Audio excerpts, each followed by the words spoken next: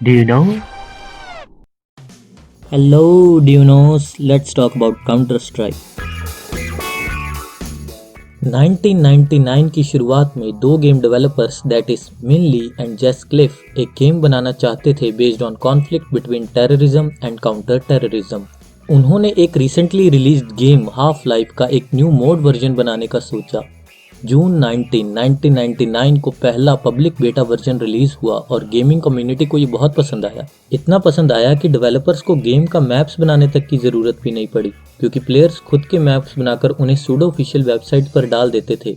Popular fan created maps like dust, siege, nuke among others become central part of the games early development. In other words, counter strike एक बहुत बड़ी success थी। Valve, the creator of half life, उसे भी ये mode version काफ़ी interesting लगा और बेटा वर्जन 4 पर उसने डेवलपर्स की हेल्प करना शुरू कर दिया।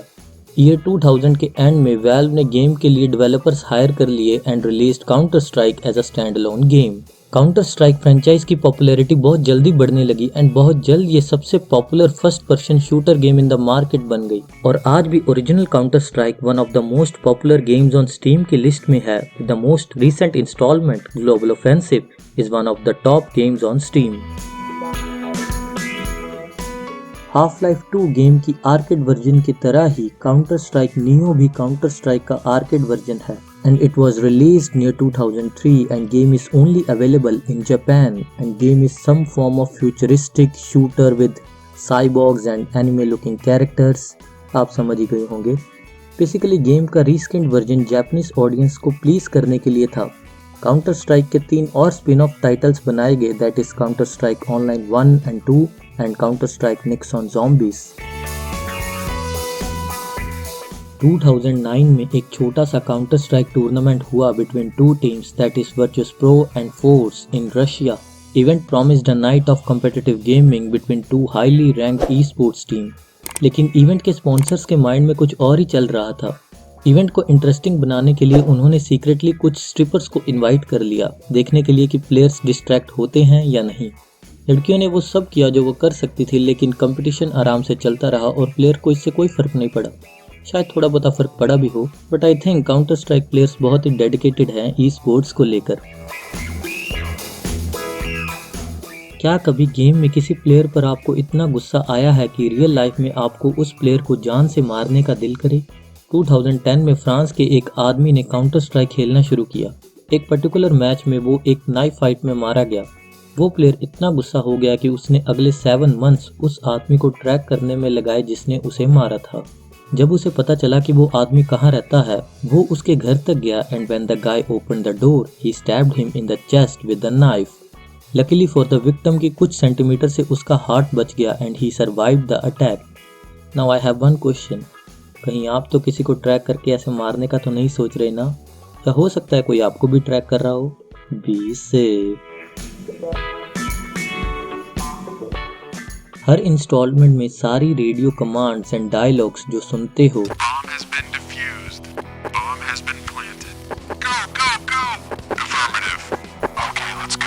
वो सारी गेम के को क्रिएटर जेस क्लिफ ने रिकॉर्ड की हैं।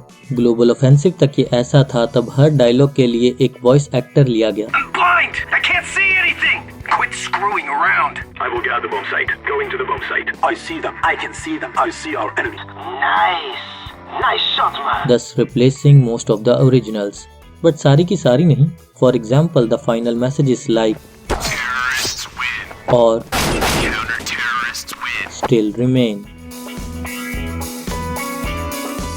2007 में टेक्सास के एक स्कूल में एक स्टूडेंट को सस्पेंड कर दिया गया सिंपली बिकॉज उसने एक काउंटर स्ट्राइक मैप बनाया था बेस्ड ऑन हिज स्कूल। ये वर्जीनिया टेक शूटिंग के टाइम हुआ था जहां 32 लोग मारे गए थे। इस इंसिडेंट के डर की वजह से सारे स्कूल हाई अलर्ट्स पर थे for suspicious activity.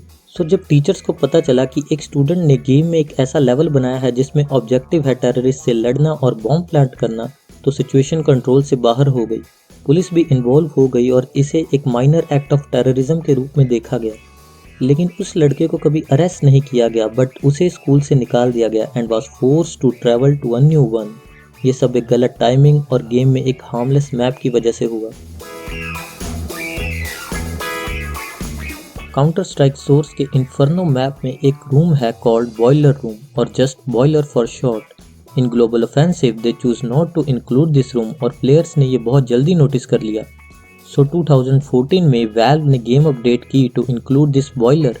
Gaming community में ये चीज़ बहुत जल्दी फैली और प्लेयर्स को ये काफ़ी अजीब लगी कि वैल्व इतनी मामूली सी चीज़ के लिए अपडेट निकाल सकती है लेकिन जो गेम में इतने बग्स हैं उन्हें फिक्स नहीं करती। ये चीज़ और ज़्यादा एस्केलेट हो गई जब मैप में एक और अपडेट आया जिसमें they remove the boiler and placed it in this pickup truck. ये चीज़ ऐसे देखी गई कि वैल्व प्लेयर्स के साथ मजाक कर रही है। कुछ मीम्स भी बनी और उसके बाद बॉयलर बाकी मैप्स में भी देखा जाने लगा। Check out my other videos too. If you have any interesting fact about Counter-Strike, you can write that down in the comment section below. I would love to read that. अगर आपको ये video पसंद आई तो please like share and subscribe कीजिए। That would be very helpful for me to grow this channel. Thank you for watching and now bye.